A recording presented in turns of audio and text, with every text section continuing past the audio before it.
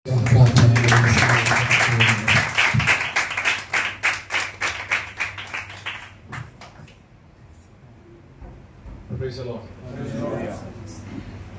പരിശുദ്ധമായിരിക്കുന്ന നാമം ഈ അനുഗ്രഹീതമായ ദിവസത്തിൽ മഹത്വപ്പെടുമാറാകട്ടെ.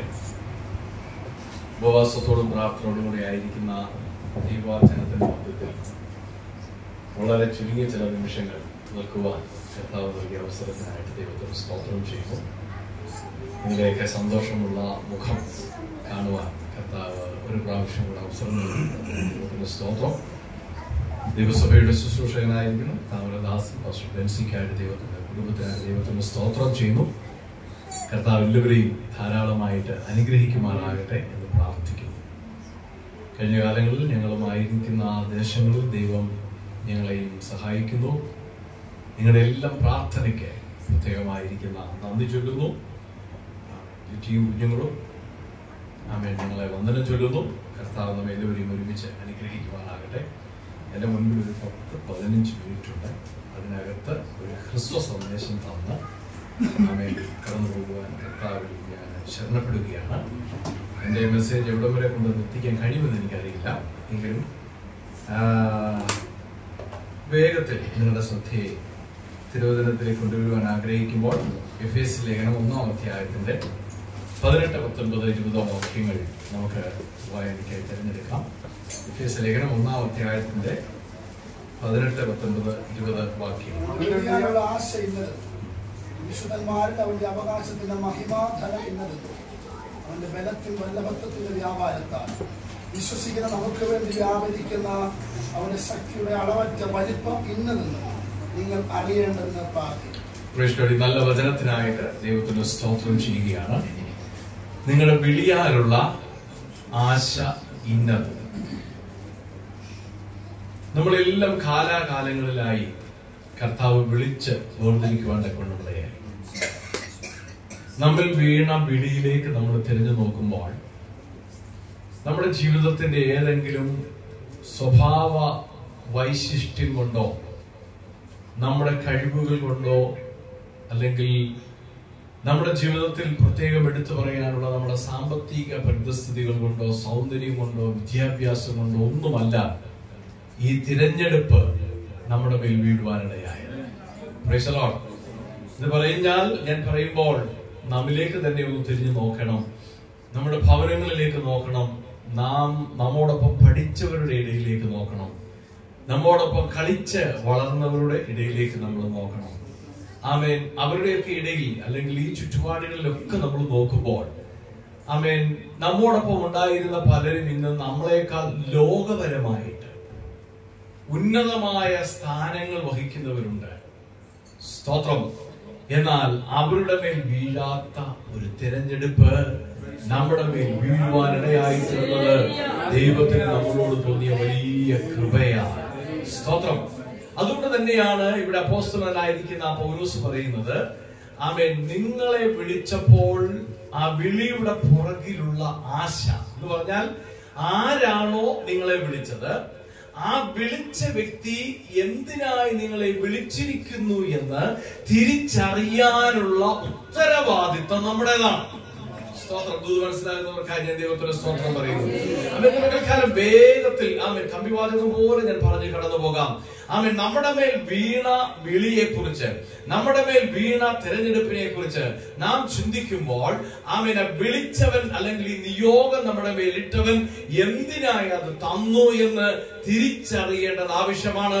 അതുകൊണ്ടാണ് അപ്പോസ്തലൻ പറയുന്നത്, അത് നീ തിരിച്ചറിയണമെങ്കിൽ നിന്റെ ഹൃദയത്തിന്റെ ദൃഷ്ടി പ്രകാശിക്കപ്പെടേണ്ടതായിട്ടിരിക്കുന്നു എന്ന് പറഞ്ഞാൽ ഈ പറയപ്പെട്ടിരിക്കുന്ന വിളി കേവലം ലോകപരമായ ഏതെങ്കിലും ഒരു പൊസിഷന് വേണ്ടി നിന്നെ വിളിച്ചതല്ല. ഒരുപക്ഷെ ആത്മീയ ജീവിതത്തിൽ, ആത്മീക ലോകത്തിൽ നമുക്ക് പല പൊസിഷൻസും ഉണ്ടായിരിക്കാം. എന്ന് പറഞ്ഞാൽ ഇപ്പോൾ എന്നെ സംബന്ധിച്ചിടത്തോളം ഞാൻ വഹിക്കുന്ന വിവിധമായ ചുമതലകളുണ്ട്. എന്നാൽ ഈ ചുമതല ഏൽക്കാൻ വേണ്ടി അല്ല പരമപ്രധാനമായി എന്നെ വിളിച്ചത്. അതൊന്ന് മനസ്സിലായോ? സ്തോത്രം. എന്ന് പറഞ്ഞാൽ ആ സ്ഥാനത്ത് ദൈവത്തിന് അവൻ മറ്റൊരു വ്യക്തിയെയും ഉപയോഗിപ്പാനായി കഴിയാതിരിക്കുന്നില്ല. എന്നാൽ എന്നെ ദൈവം വിളിച്ചപ്പോൾ അവൻ ദൈവത്തിന്റെ അൾട്ടിമേറ്റ് ആയിരിക്കുന്ന ലക്ഷ്യമെന്ന് പറയുന്നത്, ദൈവത്തിന്റെ ആത്യന്തികമായ ലക്ഷ്യമെന്ന് പറയുന്നത് എന്താണെന്ന് തിരിച്ചറിയാൻ എനിക്ക് സാധ്യമായി തീരുമ്പോഴാണ് ആ ലക്ഷ്യത്തിലെത്തുവാൻ എനിക്കിടയായി തീരുന്നത്. സ്തോത്രം. അവയെക്കുറിച്ചാണ് ഇന്ന് പകൽക്കാലം വേഗത്തിൽ ചിന്തിപ്പാനായി ഞാൻ കർത്താവിന് ശരണപ്പെടുന്നത്. അല്പം മുൻപ് നമ്മൾ പാടുപാട്ട് ക്രമണമടയായി യേശു മഹോന്നതനെ കാണാം. ആ പാട്ട് പാടി നമ്മളൊക്കെ എന്ത് ചെയ്തു? ആത്മനിറവിൽ ദൈവത്തെ ആരാധിച്ചു. അത് ദൈവമക്കളെ, അത് വളരെ സന്തോഷമുള്ള ഒരു കാര്യമാണ്. എന്നാൽ ചോദ്യം എന്താണെന്നറിയാമോ? ഈ പാട്ട് മാത്രമേ ഉള്ളൂ, അതോ അവനെ കാണുമോ? സ്തോത്രം. അതൊന്ന് മനസ്സിലായോ? പാട്ട് മാത്രമേ ഉള്ളൂ, അതോ അവനെ കാണുമോ? സ്തോത്രം. അവനെ കാണണമെന്നുള്ളതാണ് വാഞ്ചയെങ്കിൽ തിരുവചനം പറയുന്നു, അവന്റെ വിളിയാലുള്ള ആശ ഇന്നതാണെന്ന് നീ തിരിച്ചറിയണം. ഒരു ദൈവ പൈതലോടുള്ള ബന്ധത്തിൽ രണ്ട് തലങ്ങളിലുള്ള ആ തിരിച്ചറിവ് ഉണ്ടാകേണ്ടത് ആവശ്യമാണ്. രണ്ട് തലങ്ങളിൽ. ഒന്നാമത്തേത് സാമൂഹികമായി. എന്താണ് സാമൂഹികമായി എന്ന് പറഞ്ഞാൽ നമ്മളെല്ലാവരും കൂടെ ഒരുമിച്ച് ചേരുന്ന ദൈവത്തിന്റെ ഒരു പദ്ധതി. സ്തോത്രം. നമ്മുടെ മേൽ വീണ വിളിയെ കുറിച്ചുള്ള ദൈവിക ലക്ഷ്യം എല്ലാവരെയും ഒരുമിച്ച് ചേർന്നുള്ളത്. അതെന്താണെന്ന് നോക്കാം. ആമേൻ. തെസ്സലോനിക്കർക്ക് എഴുതിയ രണ്ടാമത്തെ ലേഖനം 2-ാം അധ്യായത്തിലേക്ക് വരാം. തെസ്സലോനിക്കർക്ക് എഴുതിയ 2-ാമത്തെ ലേഖനം അതിന്റെ 2-ാം അധ്യായം അവിടെ നാം വായിക്കുമ്പോൾ അതിന്റെ 14-ാമത്തെ വാക്യം ഒന്ന് വായിച്ചു നോക്കിക്കേ. കർത്താവായ യേശുക്രിസ്തുവിന്റെ മഹത്വം പ്രാപിപ്പാനല്ലോ അവൻ ഞങ്ങളുടെ സുവിശേഷ ഘോഷണത്താൽ നിങ്ങളെ രക്ഷയ്ക്ക് വിളിച്ചത്. ആ വാക്യത്തിൽ നിന്ന് അതിന്റെ തെളിവ് ലഭിക്കുകയാണ്. എന്തിനാ വിളിച്ചത്? നമ്മുടെ കർത്താവായ യേശു ക്രിസ്തുവിന്റെ മഹത്വം പ്രാപിപ്പാനല്ലോ അവൻ നമ്മെ തന്റെ രക്ഷയിൽ വിളിച്ചു ചേർത്തിരിക്കുന്നത്. മനസ്സിലായോ? ഉദ്ദേശം മനസ്സിലായോ? എന്തിനാ വിളിച്ചത്? ആരുടെ മഹത്വം? കർത്താവിന്റെ മഹത്വം പ്രാപിക്കാൻ.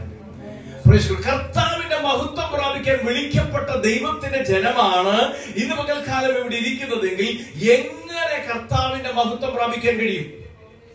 നമ്മളൊരു ഉപവാസ പ്രാർത്ഥനയുടെ അവസാന ദിവസത്തിലല്ലേ? കഴിഞ്ഞ 6 ദിവസവും നിങ്ങൾ ഉപവസിച്ചു, പ്രാർത്ഥിച്ചു, ആത്മനിറവിൽ ദൈവത്തിന് മഹത്വം കരയിച്ച് അനുഗ്രഹീതമായ ദൈവിക ആലോചനകൾ നിങ്ങൾ പ്രാപിച്ചു. സത്യമാണ്. എന്നാൽ ഈ കേൾക്കപ്പെട്ട ദൈവത്തിന്റെ വചനങ്ങളെല്ലാം അവൻ എന്തിനു വേണ്ടി കേൾപ്പിക്കപ്പെട്ടതാണ്? കേവലം ഒരു രോഗശാന്തിക്ക് വേണ്ടിയാണോ? കേവലം ജീവിതത്തിൽ ഒരു ബ്രേക്ക് ത്രൂ ഉണ്ടാകേണ്ടതിന് വേണ്ടിയാണോ? ആമേൻ. നമ്മിലേക്ക് തിരിഞ്ഞു നോക്കുമ്പോൾ മനസ്സിലാക്കുവാൻ കഴിയും, ഇവിടെ കേൾപ്പിക്കപ്പെട്ട മുഴങ്ങപ്പെട്ട ആമേൻ തിരുവചനം മുഴുവനും എന്ന് പറയുന്നത് ആമേൻ നമ്മുടെ ക്രിസ്തീയ ജീവിതത്തെ രൂപപ്പെടുത്തുവാനുള്ളതായിരുന്നു. സ്തോത്രം. എന്ന് പറഞ്ഞാൽ നമ്മുടെ ക്രിസ്തുവിനോട് അനുരൂപമാക്കി തീർക്കുവാനുള്ള ദൈവത്തിന്റെ പദ്ധതിയിൽ കേൾപ്പിക്കപ്പെട്ടതാണെങ്കിൽ തിരുവചനം പറയുകയാണ്, അവന്റെ മഹത്വം പ്രാപിക്കുവാൻ വിളിക്കപ്പെട്ടവരാണ് ഞാൻ. സ്തോത്രം. അവന്റെ മഹത്വം എങ്ങനെ പ്രാപിക്കാം? അതിന് ക്രിസ്തുവിന്റെ മഹത്വം പ്രാപിക്കുക എന്ന ലക്ഷ്യത്തെ കുറിച്ച് ചിന്തിക്കുമ്പോൾ അതിന്റെ അവസാനം പറഞ്ഞിട്ട് അതിന്റെ ആദ്യം പറയാം. അപ്പൊ നമുക്കത് കൂടുതൽ മനസ്സിലാവും. എന്താണ് ഈ ക്രിസ്തുവിന്റെ മഹത്വം പ്രാപിക്കുക എന്നുള്ളതിന്റെ ലാസ്റ്റ് പോയിന്റ്? അതറിയണമെങ്കിൽ യോഹന്നാന്റെ ലേഖനം 1-ാമത്തെ ലേഖനം 3-ാം അധ്യായം അതിന്റെ 2-3 വാക്യങ്ങൾ വായിക്കേണ്ടതായിട്ടിരിക്കുന്നു. യോഹന്നാന്റെ 1-ാം ലേഖനം 3-ാം അധ്യായം 2-3 വാക്യങ്ങൾ. നാം ഇപ്പോൾ ദൈവമക്കളാകുന്നു, നാം ഇന്നതാകുമെന്ന് ഇതുവരെ പ്രത്യക്ഷമായില്ല. ശ്രദ്ധിച്ചു കേൾക്കണം. നാം ആരാണ്? ഹലോ, ദൈവമക്കൾ. അപ്പൊ ദൈവമക്കളാകുന്നു. നാം ദൈവമക്കളാ. ഉറപ്പുണ്ടോ? ഉറപ്പുണ്ടെങ്കിൽ ദൈവത്തിന്റെ സ്തോത്രം പറഞ്ഞു. അതെ, നാം ദൈവമക്കളാകുന്നു. അടുത്തത് എന്താ? നാം ഇന്നതാകുമെന്ന് ഇതുവരെ പ്രത്യക്ഷമായി. അടുത്തത് അവൻ ആര്? ക്രിസ്തു. അവൻ പ്രത്യക്ഷനാകുമ്പോൾ നാം അവനെ താൻ ഇരിക്കും വണ്ണം തന്നെ കാണുന്നതാകുന്നത് കൊണ്ട് അവനോട് എന്താവും? സദൃശന്മാരാകും. അതിന്റെ അർത്ഥം എന്തുവാ? മൺമയമായ ശരീരം മാറി വിൺമയമായ ഒരു ശരീരം പ്രാപിക്കും. സ്തോത്രം. നാം അവനെ താൻ ഇരിക്കുമെണ്ണം കാണുന്നത് കൊണ്ട്. യേശു ക്രിസ്തു മരിച്ചു, അടക്കപ്പെട്ടു, ഉയർത്തെഴുന്നേൽക്കുമ്പോൾ വിൺമയമായ ഒരു ശരീരത്തോടുകൂടെ ഉയർത്തെഴുന്നേറ്റ് ആമേൻ താൻ ആയിരിക്കുന്നെങ്കിൽ തിരുവചനം പറയുക, നാം അവനെ താൻ ഇരിക്കുന്നത് പോലെ കാണുവാൻ പോകുന്നത് കൊണ്ട് ആമേൻ അതുപോലെ തന്നെ വിൺമയമായ തേജസ്സിന്റെ ശരീരത്തിന്റെ ഉടമസ്ഥനായി മാറും. അതുകൊണ്ടാണ് കൊരിന്ത്യലേഖനത്തിൽ പറയുന്നത്, ദ്രവത്വത്തിൽ വിതയ്ക്കപ്പെടുന്നു, അദ്രവത്വത്തിൽ ഉയർക്കുന്നു. സ്തോത്രം. അപ്പോൾ മനസ്സിലായോ? ക്രിസ്തുവിന്റെ മഹത്വം പ്രാപിക്കുവാനാണ് നാം വിളിക്കപ്പെട്ടിരിക്കുന്നതെങ്കിൽ ആമേൻ ആ മഹത്വത്തിലേക്കുള്ള നമ്മുടെ യാത്രയെ കുറിച്ച് തിരുവചനം പറയുന്നു. ഇതുവരെ നമുക്ക് വ്യക്തമായിട്ടൊന്നും അറിയത്തില്ല, എന്നാൽ ഒരു കാര്യം നമുക്ക് നന്നായിട്ടറിയാം, അവനെ താനിരിക്കുമെന്ന് കാണുന്ന ഒരു ദിവസമുണ്ട്, അന്ന് അവനോട് സദൃശ്യനാകും. സ്തോത്രം. അങ്ങനെയെങ്കിൽ അവനോട് സദൃശ്യനാകുന്ന, അവൻ പൂർണ്ണമായും അവനെ പോലെ ആയിത്തീരുന്ന, അഥവാ മൺമയമായ ശരീരം മാറി വിൺമയമായ ശരീരത്തിന്റെ ഉടമസ്ഥനായിത്തീരുന്ന ഒരു ദിവസമുണ്ടെന്ന തിരിച്ചറിവ്. ആമേൻ. എന്റെ വിളിയെ കുറിച്ചുള്ള അവന്റെ ആശ, ഞാൻ അവന്റെ മഹത്വം പ്രാപിക്കുവാനുള്ളവനാണെന്ന്, അവനെ പോലെ ആയിത്തീരുവാനുള്ളവനാണെന്ന് തിരിച്ചറിയാൻ തുടങ്ങുമ്പോൾ ആ തിരിച്ചറിവാണ് എന്റെ ക്രിസ്തീയ ജീവിതത്തെ രൂപപ്പെടുത്തുന്നത്. സ്തോത്രം. Praise God. ആ ക്രിസ്തീയ ജീവിതം രൂപപ്പെടുമ്പോൾ തിരുവചനം റോമാലേഖനം 8-ാം അധ്യായത്തിന്റെ 29-30 വാക്യങ്ങളിൽ ഇങ്ങനെ നമുക്ക് വായിക്കുവാൻ കഴിയുന്നുണ്ട്. റോമാലേഖനം 8-ാം അധ്യായത്തിന്റെ 29-30 വാക്യങ്ങൾ. അവൻ മുന്നറിഞ്ഞവരെ തന്റെ പുത്രൻ അനേകം സഹോദരന്മാരിൽ ആദിജാതനാകേണ്ടതിന് അവന്റെ സ്വരൂപത്തോട്, പുത്രന്റെ സ്വരൂപത്തോട് അനുരൂപരാകുവാൻ മുൻനിയമിച്ചിരിക്കുന്നു. അടുത്തത് കേട്ടോണം. അവൻ മുൻനിയമിച്ചവരെ വിളിച്ചും, വിളിച്ചവരെ നീതീകരിച്ചും, നീതീകരിച്ചവരെ തേജസ്കരിച്ചും ഇരിക്കുന്നു എന്ന് പറഞ്ഞാൽ അതിന്റെ അർത്ഥം എന്താണെന്ന് അറിയാമോ? ക്രിസ്തുവിന്റെ മഹത്വം പ്രാപിക്കുവാൻ വിളിക്കപ്പെട്ടൊരു ദൈവത്തിന്റെ പൈതൽ, ദൈവത്തിന്റെ മുന്നറിവിൽ അവനെ വിളി നമ്മുടെ മേൽ പകർന്നപ്പോൾ, അവൻ കാലാകാലങ്ങളായി വിളിച്ചു വേർതിരിച്ചപ്പോൾ, നമ്മുടെ കഴിവുകൾ കൊണ്ടല്ല, നമ്മുടെ മിടുക്ക് കൊണ്ടല്ല, നമ്മുടെ വിദ്യാഭ്യാസ മഹിമ കൊണ്ടല്ല, നമ്മളോട് തോന്നിയ ദൈവത്തിന്റെ കൃപയാൽ അവൻ വിളിച്ചു വേർതിരിക്കപ്പെട്ട ദൈവത്തിന്റെ പൈതൽ, അവൻ മുന്നറിഞ്ഞവരെ വിളിച്ചും, വിളിച്ചവരെ നീതീകരിച്ചും, നീതീകരിച്ചവരെ തേജസ്കരിച്ചും ഇരിക്കുമ്പോൾ അവൻ തിരുവചനം നമ്മോട് പറയുകയാണ്, തന്റെ പുത്രനേകം സഹോദരന്മാരിൽ ആദ്യജാതനാകേണ്ടതിന് അവന്റെ സ്വരൂപത്തോട് അനുരൂപരാകുവാൻ വിളിക്കപ്പെട്ടിരിക്കുന്നു, മുൻ നിയമിക്കപ്പെട്ടിരിക്കുന്നു. അതിന്റെ അർത്ഥങ്ങളിലേക്ക് ഇറങ്ങി ചെല്ലുമ്പോൾ മനസ്സിലാക്കുവാൻ കഴിയുന്നത്, അവൻ ക്രിസ്തുവിന്റെ ഭാവത്തോട് അനുരൂപമായി തീരുക. ടു ബിക്കം ലൈക്ക് ക്രൈസ്റ്റ്, ക്രിസ്തുവിനെ പോലെ ആയിത്തീരുക എന്ന് പറഞ്ഞാൽ അവൻ നമ്മുടെ ശ്രദ്ധിക്കണമേ, നമ്മുടെ സ്വഭാവത്തിന്റെ മണ്ഡലത്തിൽ ക്രിസ്തുവിനെ പോലെ ആകുമ്പോൾ ഒരു ദിവസം നമ്മുടെ ശരീരവും എന്തായി മാറുമെന്നറിയാമോ? ക്രിസ്തുവിനെ പോലെയായി മാറും. സ്തോത്രം. എന്ന് പറഞ്ഞാൽ രക്ഷിക്കപ്പെട്ടത് കൊണ്ട് മാത്രം, സ്നാനമേറ്റത് കൊണ്ട് മാത്രം, ആരാധനയിൽ വരുന്നത് കൊണ്ട് മാത്രം കാര്യമൊന്നും ആകുന്നില്ല.